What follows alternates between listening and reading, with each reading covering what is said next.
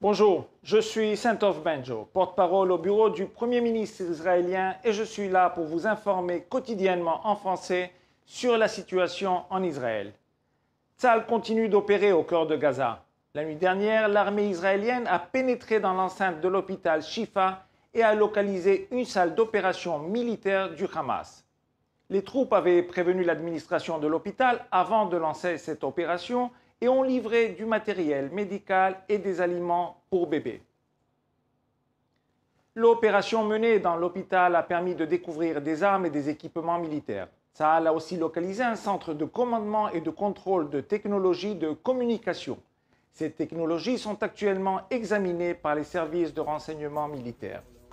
This is where patients come in order to get MRI services.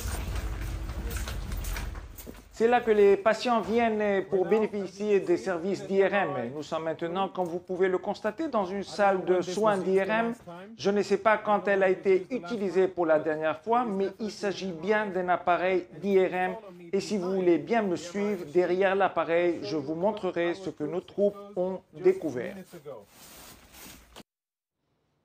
Nous avons également découvert des uniformes du Hamas abandonnés sur le sol de l'hôpital, ce qui laisse penser que des terroristes du Hamas les ont enlevés à la hâte pour mieux se fondre dans la population civile. Dans un autre service de l'hôpital, les soldats ont trouvé un centre de commandement opérationnel et des équipements technologiques appartenant au Hamas, ce qui indique clairement que l'organisation terroriste utilise l'hôpital à des fins terroristes. Pendant ce temps en Israël, la situation sécuritaire reste très tendue. Le Hamas poursuit ses attaques terroristes contre les civils. Vers 9 h ce matin, 3 terroristes ont ouvert le feu sur un poste de contrôle près de Jérusalem. L'attaque a fait 6 blessés. Les terroristes ont été neutralisés. Ils étaient équipés d'uniformes de Tzahal, des mitraillettes, des centaines de balles et des haches. Dans le même temps, ce matin, Tzahal a lancé une attaque contre des terroristes du Hezbollah à la frontière nord. Israël ne peut plus tolérer une menace terroriste permanente à ses frontières. Malgré les révélations stupéfiantes des hôpitaux, Israël a autorisé les camions de l'UNRWA à sortir de la bande de Gaza, à se ravitailler en carburant et à revenir par le passage de Rafah. Israël continue de faire tout ce qui est en son pouvoir pour protéger les civils, alors que le Hamas continue de les utiliser comme boucliers civils. La nuit dernière, le Conseil de sécurité des Nations Unies a voté en faveur d'une pause humanitaire prolongée et urgente à Gaza.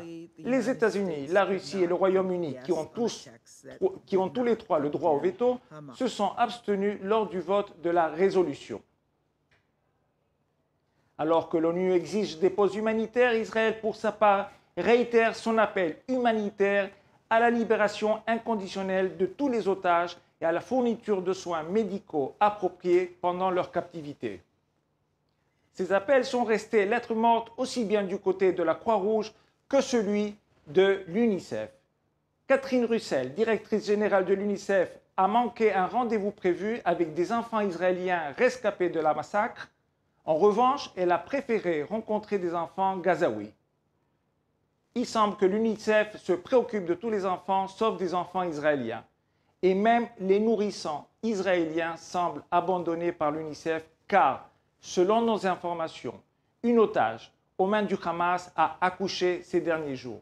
Un nourrisson est né en captivité, détenu par les assassins du Hamas et, résultat, le monde se tait. Avec cette naissance, le nombre d'otages israéliens s'élève à 240.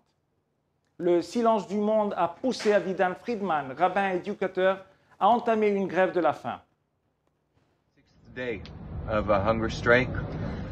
Il est tout simplement insensé que depuis 39 jours, les 240 membres de nos familles qui sont en captivité et qui ont été arrachés à leur foyer n'aient même pas reçu la visite de la Croix-Rouge.